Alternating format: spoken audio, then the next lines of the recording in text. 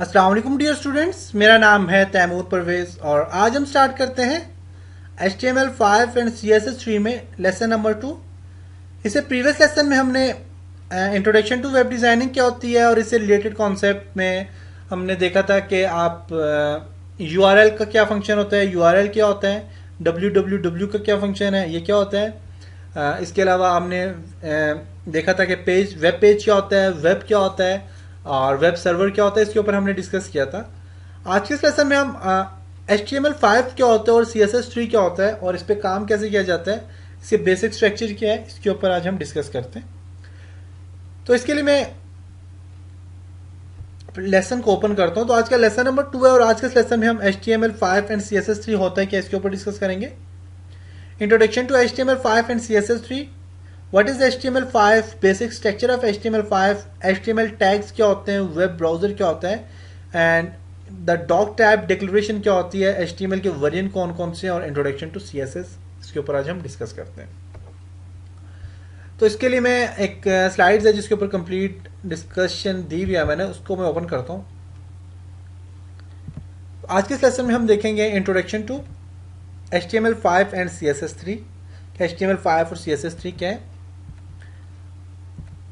HTML5 क्या होता है। जब आप HTML5 सीखोगे, with HTML5 you can create your own website. जब आप HTML5 सीखोगे तो आप एक अपनी वेबसाइट्स खुद डिजाइन करना सीख जाओगे। जब आप ये मुझसे सीखोगे HTML5 तो आप इंशाल्लाह 60 डेज का कोर्स है, 60 डेज में आपने अगर अच्छी तरह से इसे सीखा तो आप HTML5 और CSS3 के थ्रू आप आसानी से एक वेबसाइट डिजाइन करना सीख जाओगे। This tutorial teach to everything about HTML. HTML is easy to learn. You will enjoy it.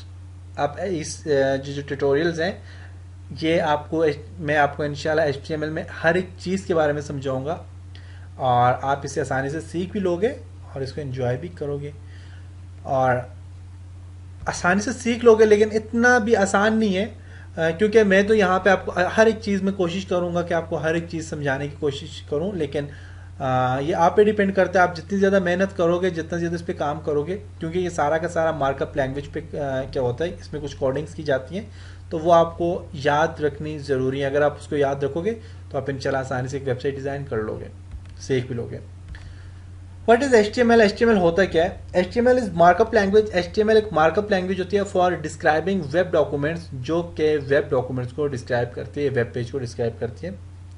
Markup language होता है क्या। मार्कअप लैंग्वेज वो वाली लैंग्वेज होती है जिसमें मुख्तलिफ किस्म के टैग्स यूज होते हैं, जिसमें आप टैग्स की मदद से आपको टैग्स, जब हम काम करेंगे आपको पता चल जाएगा टैग्स होता है क्या है, क्योंकि HTML जितना काम होता है वो टैग्स के अंदर ही होता है।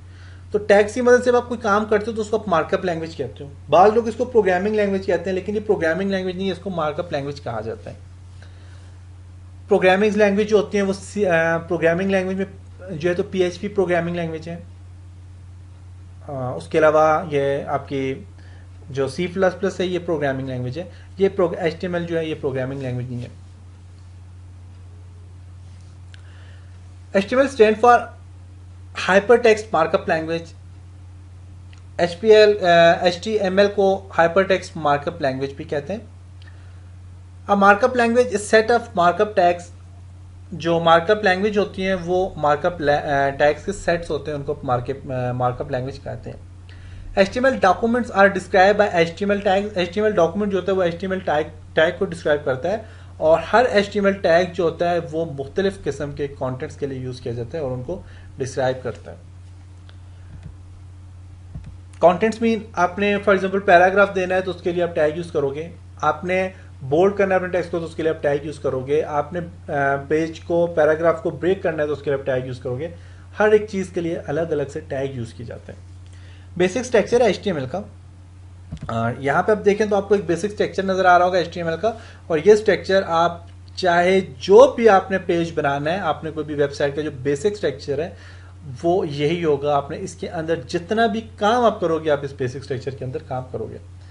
तो डॉक टाइप डॉट HTML जो होती है ये डॉक्यूमेंट्स की टाइप होती है कि आपका डॉक्यूमेंट टाइप जो वो HTML की है। आपका ये जो डॉक्यूमेंट टाइप है ये HTML है, ये PHP नहीं है, ये जो है तो CSS की नहीं है, ये कौन सी है, HTML की है। तो ये आपकी डॉक्यूमेंट्स टाइप को रिप्रेजेंट करने के लिए यूज किया जाता है doctype dot H T M L. उसके अलावा इससे नीचे जितना काम है उसमें आप एच टी एम एल और एच टी एम एल जितने भी करली ब्रेसेस के अंदर जितने भी टैग्स हैं आप देखें करली ब्रेसेस के अंदर लिखे हुए, और ये पेयर टैग्स हैं। पेयर टैग्स भी आप एच टी एम एल को देखें, हमारे पास एच टी एम एल एक किया है और एक किया है। हेड को देखें, हेड एक किया है एक किया है। और अगर आप बॉडी को देखें तो बॉडी आपको यहाँ पे एक ये नजर आ रहा है, ये एक नजर आ रहा है। तो ये पेयर टैग्स हैं, यहाँ पे पेयर है मतलब जोड़े, टैग्स के जोड़े। अब देखें जितना भी काम हो रहा है वो एच टी एम एल से लेके एच टी एम एल में, एच टी एम एल से स्टार्ट हो रहा है, एच टी एम एल में खत्म हो रहा है, देख सकते हैं। तो एच टी एम एल यूँ समझें कि आपका वेब पेज है, वेबसाइट है, जब आप उसको ओपन करते हो आपके स्टार्ट से लेकर एंड तक, आखिर तक आपका जितना एरिया होता है वो एच टी एम एल उसको कहते हैं। HTML के अंदर HTML कंप्लीट आपका वेब पेज होता है। HTML के अंदर हेड होता है, हेड में टाइटल होता है। टाइटल कैसा है? अब देखें HTML एक इंसान की पूरी बॉडी है जो सर से लेकर पाँव तक एक कंप्लीट इंसान का बॉडी है, वो HTML आ गया।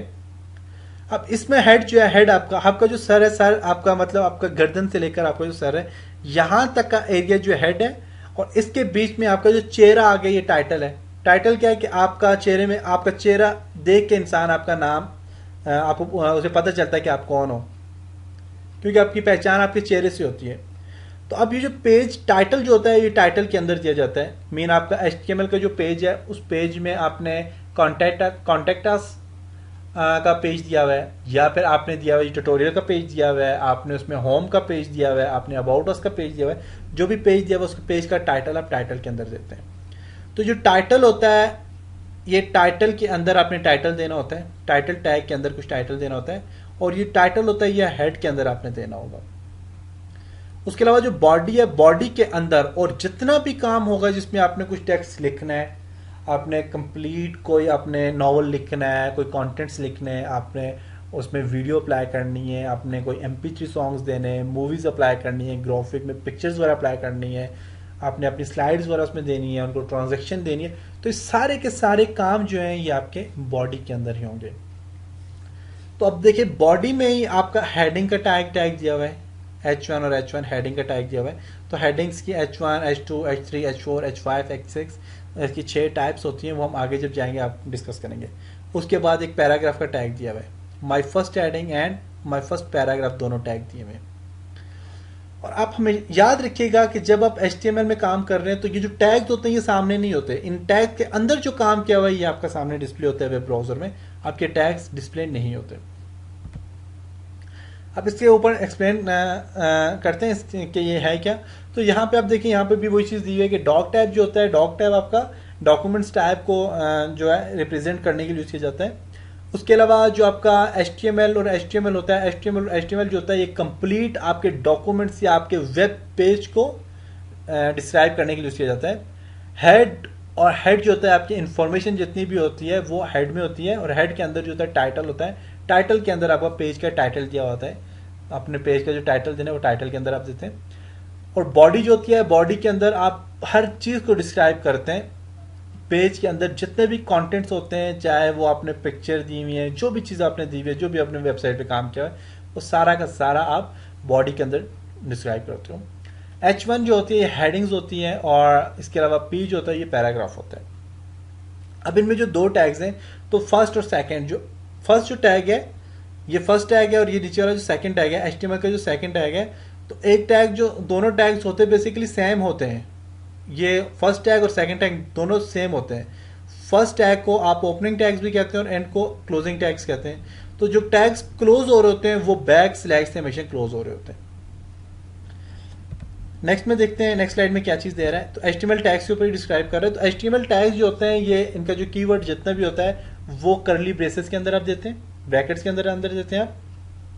टैग्स जितने भी होते हैं, टैग नेम जो होते हैं, कंटेंट जो होते हैं वो टैग जो हो गया, फॉर एग्जांपल टैग और ये जो टैग है ये दोनों के दोनों इसके अंदर कंटेंट जो है, मैंने अपने हेडिंग देनी है, आपने इसमें HTML के अंदर टाइटल देना है, आपने टेक्स्ट देना है, this is my first heading, या फिर कोई भी चीज़ आपने देनी है तो आप यहाँ पे जो देंगे वो टैग के अंदर देंगे। और टैग नेम जो है, काफ़ी सारे टैग्स हैं HTML में, बहुत ज़्यादा टैग्स यूज होते हैं। हम काम जितना करेंगे टैग्स के अंदर ही करेंगे, तो टैग्स बहुत ज़्यादा यूज होते हैं, उनके ऊपर हमने डिस्कस करना है। HTML टैग नॉर्मली पेयर्स में होते हैं, कॉमन पेयर्स, ये पेयर में होते हैं। लाइक पैराग्राफ के लिए पैराग्राफ एक स्टार्टिंग टैग और एक एंडिंग टैग, या फिर इसको ओपनिंग और क्लोजिंग टैग्स भी कहते हैं। अच्छा, ये जो टैग्स होते हैं ये जरूरी नहीं है कि पेयर की शेप में हो। बाज टैग जो होते हैं वो सिंगल टैग्स भी होते हैं। टैग्स दो टाइप के होते हैं, एक पेयर की शेप में होते हैं और एक सिंगल होते हैं। तो जो पेयर टैग्स होते हैं वो दो टैग्स होते हैं, एक ओपनिंग टैग्स और एक क्लोजिंग टैग। जबकि जो सिंगल टैग्स होते हैं, तो सिंगल टैग्स हमेशा जो होते हैं वो एक ही टैग्स होते हैं। जैसे कि आपने लाइन को ब्रेक करना है, पेज को ब्रेक करना है, तो उसके लिए आप BR टैग यूज करोगे, उसके लिए आप BR टैग यूज करोगे। और कहते हैं the first tag is in a pair in star tag. जो फर्स्ट टैग होता है वो जो पेयर की शेप में जो फर्स्ट टैग होता है उसे स्टार टैग कहते हैं, और जो एंड टैग होता है उसको एंड टैग कहते हैं, जो सेकंड टैग होता है। और ये जो टैग होते हैं दोनों के दोनों टैग्स बिल्कुल सेम होते हैं, लेकिन जो क्लोजिंग टैग होता है वो उसके पीछे हमेशा स्लैश बैक स्लैश डाल दी जाती है। और जो फर्स्ट टैग होता है, जो स्टार्ट टैग होता है, इसे बाज टाइम ओपनिंग टैग कहा जाता है, और जो जो एंड टैग होता है उसको क्लोजिंग टैग कहा जाता है।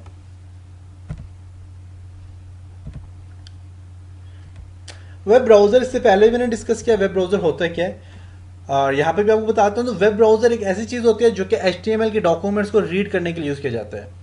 वेब ब्राउजर जो होता है HTML के डॉक्यूमेंट जितने भी होते हैं उनको, या वेबसाइट के जितने भी डॉक्यूमेंट्स उसको रीड करने के लिए यूज किया जाता है। और वेब ब्राउजर जो होता है ये हमेशा याद रखें, इससे पहले भी आपको बता चुका हूं कि वेब ब्राउजर के अंदर टैग्स नहीं होते। टैग्स के अंदर जो काम होता है वो सामने डिस्प्ले होते हैं, टैग्स उसमें डिस्प्ले नहीं होते वेब ब्राउजर में, जो आपको सामने नजर भी आ रहा होगा।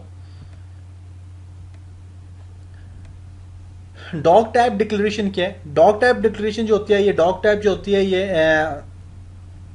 है टू ये ब्राउजर की मदद करती है।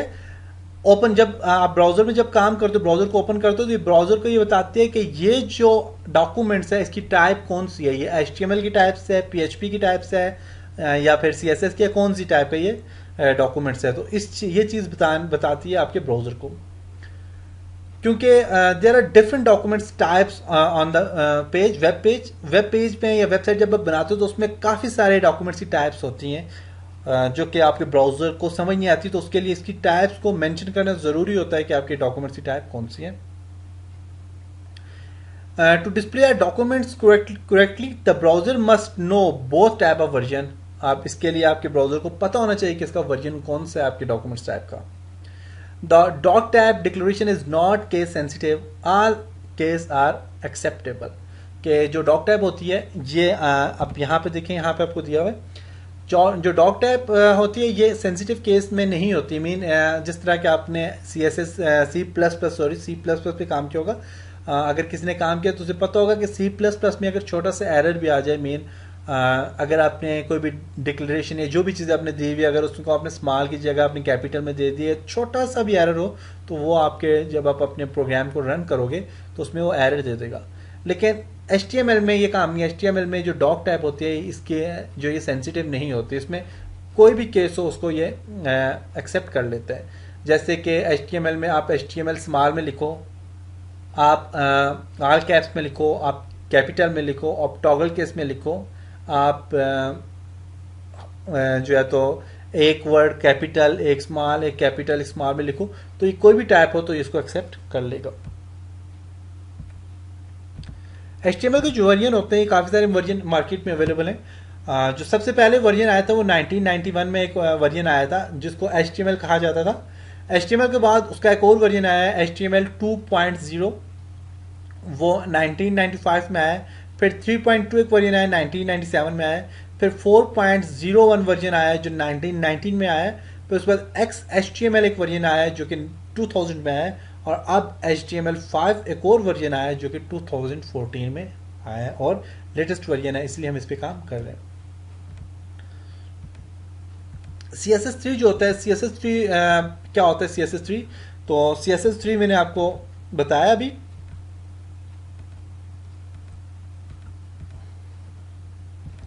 मैं आपको बताता चलूं।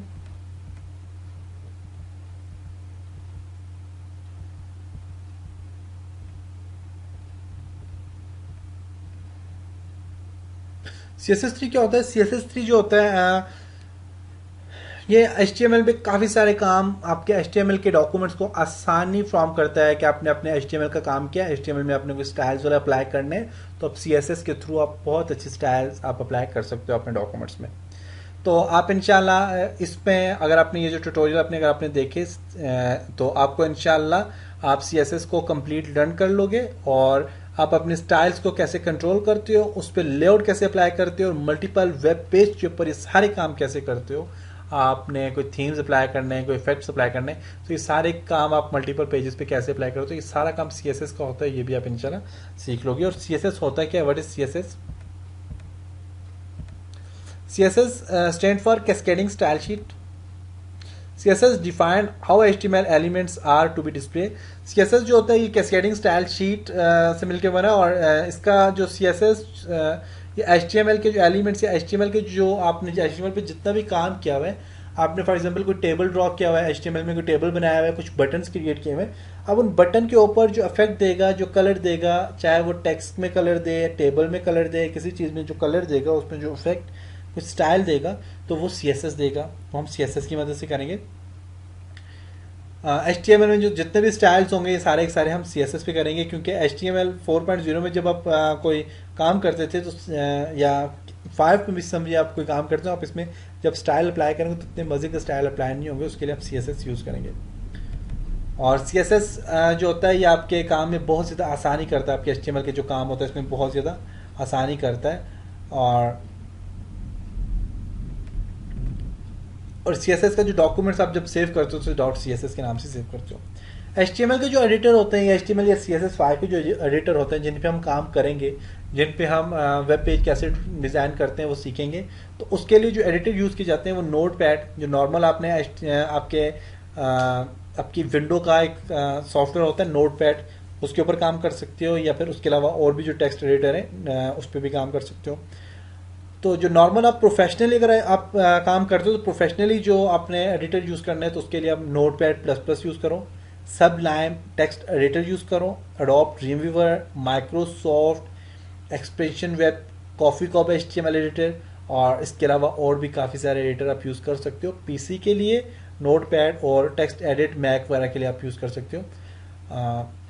मैक मीन आपने कोई अगर एप्पल का कोई लैपटॉप है या मैक ऑपरेटिंग सिस्टम है तो उसके लिए आप मैक से रिलेटेड आपने कोई टेक्स्ट एडिटर यूज़ करना है। ओके, तो ये टेक्स्ट एडिटर पे भी हमने कंप्लीट कर लिया और उम्मीद करता हूँ आपको इस लेसन की समझ आई होगी। इसमें हमने कंप्लीट HTML5 क्या होता है, CSS3 क्या होता है, इसके ऊपर हमने कंप्लीट डिस्कस किया और आपको इंशाल्लाह समझ भी आ गई होगी कि HTML5 और CSS3 होता है क्या और इस पर कैसे काम किया जाता है। अब इंशाल्लाह नेक्स्ट लेसन में हम इसको डाउनलोड और इंस्टॉल करना सीखेंगे, अपने टेक्स्ट एडिटर को कैसे डाउनलोड करते हैं और इंस्टॉल कैसे करते हैं उसके ऊपर डिस्कस करेंगे। तब तक अपना बहुत सारा ख्याल रखिएगा, अपनी दुआ में याद रखिएगा। खुदा हाफिज़।